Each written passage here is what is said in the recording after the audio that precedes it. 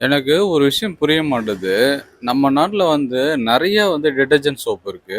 ஆனா, இந்த பர்ட்டிகுலரா இந்த அரசன் சோப் பார்த்தீங்கன்னா, ரேட் வந்து ரொம்ப அதிகமாயிட்டே போயிட்டே இருக்கு. ஆனா, அத வந்து வாங்குறதுக்கு ஆள் இன்னும் வந்துட்டு தான் இருக்காங்க. ஆரம்பத்துல எனக்கு தெரிஞ்சு வந்து ரூ. 20 எம்ஆர்பில இருந்த சோப்பு பார்த்தீங்கன்னா, அப்படியே 25 ஆச்சு. அதுக்கப்புறம் 30 ஆச்சு. இப்ப 35 வரைக்கும் வந்துடுச்சு. ஆனா, இன்னமும் அந்த சோப்புக்கான மவுஸ் வந்து குறையலன்னு தான் சொல்லணும். அத வந்து கேட்டு இன்னமும் நெறைய பேர் எங்க கடையில வாங்கிட்டு தான் போறாங்க. சரி, இப்ப அந்த அரசன் சோப்ல எவ்வளோ ப்ராஃபிட் வருது இப்போ பார்க்கலாமா? இப்ப இருக்கிற பிரைஸ் பார்த்தீங்கன்னா, ஒரு பாக்ஸ் வந்து ரூ. 1760க்கு வருது. ஒரு பாக்ஸ்ல வந்து மொத்தம் 60 பீஸ் இருக்கு. அப்படி கணக்கு போட்டோம்னா, ஒரு சோப்போட பிரைஸ் வந்து ரூ. 29.33 வருது.